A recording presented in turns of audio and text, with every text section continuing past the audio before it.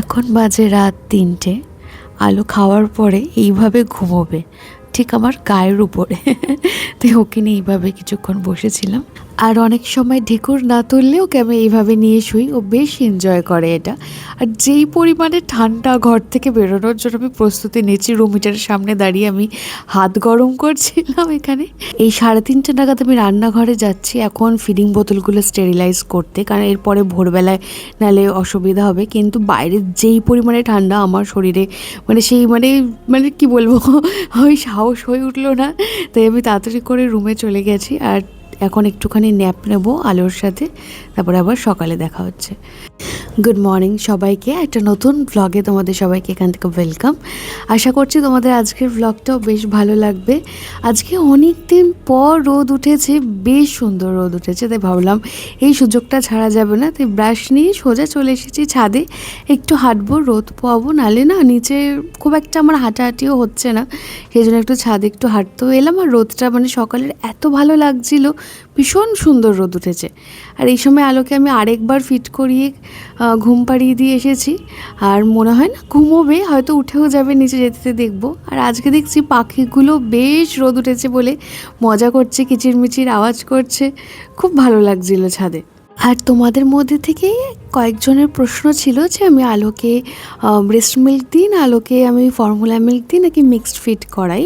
তো আজকে ভিডিওতে আমি তোমাদের সেই প্রশ্নেরও উত্তর দিয়ে দেবো যে আমি আলোকে ব্রেস্ট মিল্ক দিচ্ছি কি না নাকি, কারণ তোমরা আসলে কনফিউজ হয়ে যাও অনেক সময়। আমি ব্রেস্ট মিল্ক পাম্প করছি তোমরা দেখছো, আর কখনো ফর্মুলা মিল্ক বোতলে আমি গুলছি সেটা দেখছো, সেই জন্য। আর দেখো কি সুন্দর ফুলে শিশির পড়েছে, এত ভালো লাগছিল না আজকে ছাদে। ফুলগুলো আসলে না রোদ পেয়ে ওদেরও ভালো লাগছে, সেটা ওদেরকে দেখেই বোঝা যাচ্ছে। নাহলে অনেক সময় প্যানজি এই ফুলগুলো না একটু ঝিমিয়ে থাকে, বিশেষ করে গ্যাজেনিয়াম, প্যানজি, তারপরে পিটুনিয়া। আর রোদ উঠলে ভীষণ সুন্দরভাবে এরা ফোটে, দেখতেও খুব ভালো লাগে। কত গাছে কত কুড়ি এসেছে, এইগুলো যখন ফুটবে তখন আরও সুন্দর লাগবে, পুরো ছাদ বাগানটা সুন্দর ফুলে ভরে যাবে। যদিও এবার একটু ফুলের সংখ্যা কম, ঠিক আছে, তাতেও কোনো অসুবিধা নেই। অনেকগুলো গাছ নিচেও মা নিয়ে গেছে। আর বেশিক্ষণ ছাদে হাঁটবো না, কারণ সকালে না খুব বেশি হাতে সময় পাই না। আলো যতক্ষণ ঘুমোচ্ছে তার মধ্যেই আমি আমার যাবতীয় কাজগুলো করে ফেলার চেষ্টা করি, তার মধ্যে ভিডিও করা বা এডিটিং এটাও আছে। আর শুরুতে আলোর ঘুম যতটা গাঢ় ছিল, যত একটু একটু করে বড় হচ্ছে না, ঘুমটাও তত পাতলা হয়ে যাচ্ছে আর সময়টাও কমে আসছে। আগে যতটা সময় ধরেও ঘুমোতো, এখন অতটা সময় ধরেও ঘুমোচ্ছে না। আর এই সকালবেলাটা আমি ঘুম থেকে উঠে আগে আলোকে ফিট করাই, তার কারণ ও দেখি একই সময় উঠে যায় আমার সাথে। তাই আমি একদম ব্রাশ না করেই বসে যাই ওকে ফিট করাতে। তারপরেও একটুখানি খেলে কিংবা ঘুমোয়, তখন আমি সকালের ফার্স্ট এই মিলটা নিই। আগে চা কফি খেতাম, এখন এই যে ডক্টর যে সাপ্লিমেন্টটা লিখে দিয়েছে সেটাই আমি খাই। এটা হচ্ছে কি বলতো, ব্রেস্ট মিল্কের কোয়ান্টিটি বাড়ানোর জন্য। আসলে আমার কিন্তু ভালোই ব্রেস্ট মিল্কের কোয়ান্টিটি এসেছিল, কিন্তু আমার নিজের দোষে সেটা পরে অনেকটা রিডিউস হয়ে যায়। তো সেই জন্য ডক্টর এটা আমাকে প্রেসক্রাইব করেন। যখন আমি ডক্টর দেখাতে গিয়েছিলাম চেক আপের সময়, তখন উনি এটা আমাকে লিখে দিয়েছিলেন। তো আমি সেটাই এখন রোজ দুবেলা করে লিখে দিয়েছেন, কিন্তু দুবেলা করে আমার হয়ে উঠছে না। তো আমি একবেলা করেই এটা খাচ্ছি। দুধে খেতে বলেছে, তো আমি দুধ আর জলে সমান রেশিও রেখে খাচ্ছি, যাতে আমার গ্যাস অম্বলটা না হয়, কারণ আমার মাঝে মাঝে দুধে একটুখানি অম্বল হয়। আর এই যে খেতে খেতে দেখলাম রাস্তায় দেখো সরস্বতী ঠাকুর তৈরি হচ্ছে, সব রোদে দেওয়া রয়েছে। এটা হচ্ছে আমার কাকা বানায়, আসলে আমাদের নিজেদের বাড়িতেই, আমার দাদুর কারখানা ছিল ঠাকুর বানানোর। তো সেই ঠাকুরগুলোই এখানে এখন শুকনো হচ্ছে। বেলার এই সময়টা আমার একটু হাসাল বাসাল যায়, জল খাওয়া, আলোকে তারপর আবার ফিট করানো, স্নান করানো, আবার ফিট করানো, এইসব যায়। তারপর আমি একটুখানি সময় করে স্নান করেছি। আজকে ভেবেছিলাম শ্যাম্পু করব, কিন্তু আলো উঠে পড়েছিল বলে আর আমার করা হয়নি। তাই এখন স্কিন কেয়ারটা করে নিচ্ছি। আর এই যে সিরামটা, এটা একটা এসেন্স, অ্যাকচুয়ালি সিরাম নয়, ভুল বললাম। এইটা আমার স্কিনকে কি পরিমাণে যে ভালো করেছে বলে বোঝাতে পারবো না তোমাদের। যাদের স্কিনে বেরিয়ার প্রবলেম আছে, স্কিনে ধরো র্যাশ হয় বা স্কিনে খুব আনইভেন গ্লো কম, এটা একবার ট্রাই করে দেখতে পারো। খুব ভালো, ভীষণ ভীষণ ভালো। আমার স্কিনে তো খুব ভালো কাজ করেছে। আমি একটু ভয় ভয় কিনেছিলাম, কিন্তু আমার স্কিনে ভীষণ ভালো কাজ করেছে। এবার আসল কথায় আসি, যেটা শুরুতে বলেছিলাম ভিডিওর, চালকে আমি কি খাওয়াই।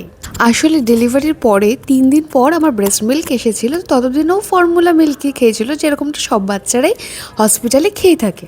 এবং তারপরে আমার ডেলিভারি এক্সপিরিয়েন্সটা এত বাজে ছিল, আমার বাড়ি আসার পর আমাকে একদিন হসপিটালে আরেকবার যেতে হয়েছে। এবং নানান ধরনের শারীরিক অসুস্থতার জন্য আমি আলোকে ফর্মুলা মিল্কটা বেশি খাওয়াচ্ছিলাম, ব্রেস্ট মিল্কটা কম খাওয়াচ্ছিলাম, কারণ আমি বসতে পারছিলাম না। এবং এইটাই হয়েছিল আমার সবথেকে বড় ভুল।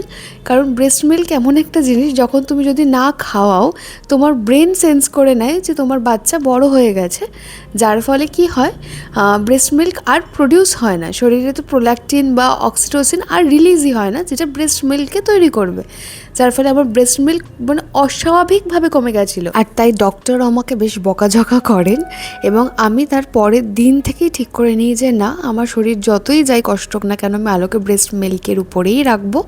এবং তারপর থেকে আমি পাম্পও করি, এবং ব্রেস্ট মিল্কটা আমি বেশিরভাগ সময় দিই। শুধু রাত্রে ওকে আমি ফর্মুলা মিল্ক খাওয়াই, ওই দিনে 2 থেকে 3 বার। এই বছর এমন শীত পড়েছে, লিটারালি দার্জিলিংয়ের টেম্পারেচার এখানে আমাদের নৈহাটিতে দেখাচ্ছে।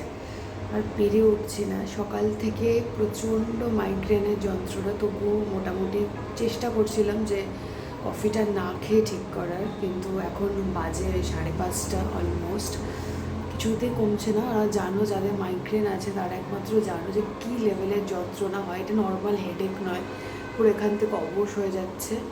এখন আমি এখানে কফি বসিয়েছি সেই জন্য আমি এখানে কফি লাস্টে বাধ্য হয়ে বসিয়েছি। একটু ভাপও নেব, কিন্তু তার আগে মনে হলো আমি আগে কফি খাই, মানে কফির স্মেলটা না এলে আমার মাথা ছাড়বে না, এরকম মনে হচ্ছে আমার। পুরোই কাপ ভরে আমি দুধ নিয়ে কফি বসিয়েছি এখানে, বেশ অনেকটা পরিমাণে। প্রথমত ঠান্ডাতে ভালোও লাগবে, আর আমার মাথা যন্ত্রণা ছাড়ছে না, এই জন্য আমি কিছু ব্লগ করতে পারিনি দুপুরের পর থেকে। আর দুপুরের পর থেকে কফি বলছি, মানে মাইগ্রেনটা আমার এত হিট করেছে, আর আমি পারছিলাম না।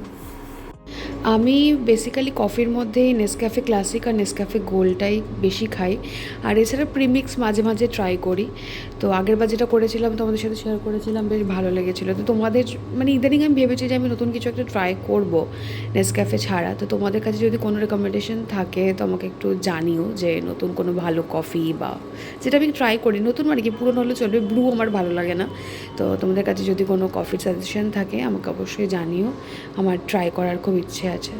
কফিটা খেতে খেতে ভাবলাম এই ভূতের গল্পের বইটা নিয়ে। আসলে এইটা না বেশ ছোট ছোট অনেকগুলো গল্প আছে, আর ওই বড় বইটা রেখে দিয়েছি জানো, কারণ এখন না কিছুতেই মন লাগিয়ে ওই বইটা পড়তে পারছি না। আর এই ধরনের থ্রিলার না একটু টানা না পড়লে একদম তুমি কিছু উপভোগ করতে পারবে না।